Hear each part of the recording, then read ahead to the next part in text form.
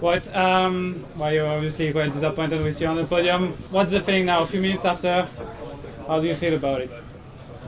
Yeah, just extremely disappointed. Yeah, I feel responsible for this result, and yeah, responsible for not finishing off the work of the team. Yeah. Tell us a bit about the decision to go for a sprint, to not attack before was taken between you with the DS, or how it went, how it came? No, it's quite simple. I wanted this victory really bad, and it was me making the decision quite early on that I wanted to sprint, and I just wanted Tiesj and Matteo to control the break and bring me to the line with Neilson. I was just too selfish. I was afraid that I would come in a situation where I was not able to go for the first place, and that's a big mistake. I should have. We should have played it as a team and increase the chances as a team, and not only go for the sprint. Yeah, I cramped in the sprint, and then was second place. You say you wanted this victory really bad. How is your confidence? How was your confidence when you started? If you needed this victory so much, why was that?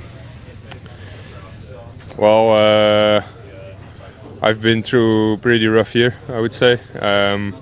Been through a lot of criticism as well, and yeah, I felt like I needed this victory as an answer, and yeah, it was almost a perfect scenario coming to the line, and yeah, I was afraid to.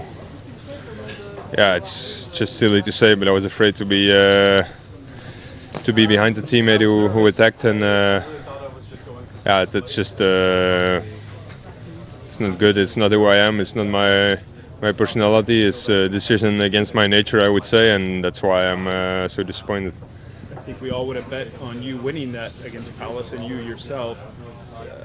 What is wrong then, or is Powless that much better at this point? What's going on, do you think?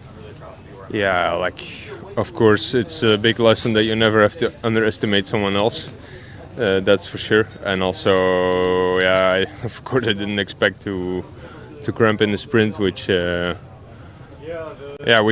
It was a super hard race in the final hour. We were just on our knees, all of us, I think. But Neilson had just a bit more left, and with a different tactic, we could maybe I'd have outplayed him, or at least we would not have regrets. But now we have to. At least I have to be disappointed. Okay, congratulations, Neilson.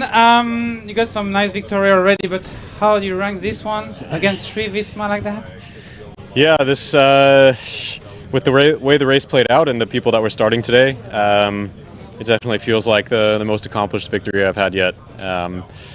Especially with like the last 20k really the last like 50k when it was just me with 3 Visma riders. That's pretty intimidating, but I just did everything I could to never leave any gaps and never leave any chance of getting caught out. And yeah, I mean they also were racing for the win. They weren't playing any games, so chapeau to them. But I just had exceptional legs today, and I'm so happy I could finish it off like that. You were surprised to not be attacked? I was prepared for one, but I mean 9 times out of 10 Wout was going to beat me in that sprint. So I think that they played their hand as best they could, because if you start playing games, then that leaves risk open for riders coming from behind, and they had 3 out of 4, so it was a really good situation for them. But yeah, I had something special in me today. When we talked with Pedersen after the finish, he brought the reference of the Omloop Nieuwsblad 2015, when Jan Stannard beats 3 Quick-Step, bit of a similar scenario. Did you know it, and did you have it in mind in the final? I actually had been thinking about that a little bit. It was a little bit of a different race. Like, those riders were attacking the heck out of Ian Stannard, so that was quite impressive. And even more impressive that it was such a crazy, rainy, bad weather day. But the thought ran through my mind because it was still like 3v1. And yeah, I mean, they left it to a sprint. And in all honesty, I think they played their hand as best they could, because I was going to jump on anyone as soon as they would go. And the speed was so high that to create a gap at that point in the race was going to be really, really difficult. So they gambled on the best sprinter from that group on paper, but yeah, I think I haven't done a whole lot of sprint finishes like that. I'm normally just helping another teammate that's faster, so I guess there's just not a lot of experience or past results to really draw on to know how good I would be in a sprint like that. But I guess now I know that I'm capable of winning a sprint at the end of a hard race. So you're thinking about past races, you're thinking about the past Omloop during those final kilometers, and you're thinking about what are these guys going to do? Was there indication talks with you and the three there riders, because you were contributing in the four-man group there, which at some point seemed a little bit crazy. You're even helping out, but what was the talks going on? What were you thinking all that time? Oh, yeah. In the beginning, the whole time I really didn't want to work, but I knew I had to. Otherwise, they would just start attacking and or sacrifice one rider to take me off the back, like Tiesj almost did. But I think from their point of view and from my point of view, you had to do those things. Like I had to try to sit on, and they had to try to take me off the back, because that's just how you race in those situations. So I don't think anybody raced poorly. I think everyone actually raced a perfect race almost. I mean, they had three out of four, almost a minute in front of the rest of the peloton. That's a pretty incredible achievement to accomplish in this type of a race. But I was super strong, and I was confident that if anyone attacked, I would be able to jump on them straight away and not hurt myself too much. And I think they could feel it as well. I was pretty happy going to the front on the cobblestones, and I felt really solid there. And I think that was important to show myself, to show that I was strong, just so they didn't, think too much about attacking me on the cobblestones, because they could see that I was quite strong on them as well. You demoralized Visma-Van Aert, and in a sense all of Belgium, who was probably hoping for a Van Aert victory today. Do you realize that? Don't hate me, please. I really, I'm just racing my bike out here. I'm just enjoying my life too. I used to sacrifice myself to the best of my abilities for Wout. I used to be his teammate. We're friendly, and I'm friends with Matteo and Tiesj as well. I like all three of them. I think they're exceptional athletes and exceptional people. There's no hard feelings between us, and hopefully no one's holding this against me. It's huge for Flanders, for you, and for your career. Let's not take anything away from this victory and what this means for you.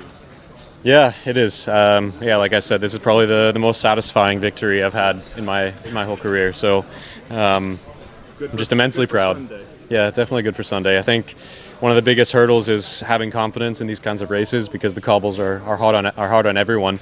But now my confidence is sky high. Thanks. Well done, congrats. Mats, obviously a turning point of that race was around Benoot when Visma went. Tell us a bit what happened to you at this moment.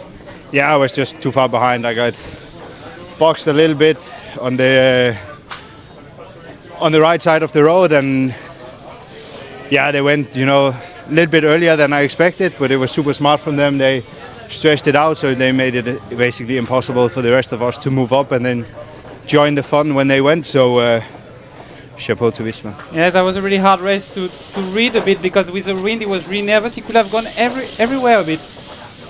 It was a really hard race to read, because with the wind he was nervous from the start, I think, and he could have gone a bit everywhere. It was hard to be on every move. No, it's not your idea. Yeah, but it's the winning move. We knew it would go there, around there. So and we were actually quite confident knowing that Visma would go there, but we just didn't manage to go with them, and that was a big mistake. But we did our best to do the damage control, but we didn't manage. So chapeau for taking the race under control and deciding, like they did today. So shit happens, and we try again on Sunday, but the legs are still there. It's another top 5 in the classic, so can't complain too much. I guess you're saying outgunned today, but you'll reload for Flanders on Sunday. Yeah, I'm just happy I stayed on the bike today, so the shape didn't disappear, and now it's full focus for Sunday. What would you say if you heard Powless won? Now that Visma went away with 3 riders, including Van Aert, Jorgenson, Tiesj Benoot, but it was Neilson Powless who got the better of Van Aert in the sprint. What would you say about that? It's a throwback to when Stannard he won with all the quick-step guys. So chapeau, really good job. Congrats to Powless. Thanks, Matt.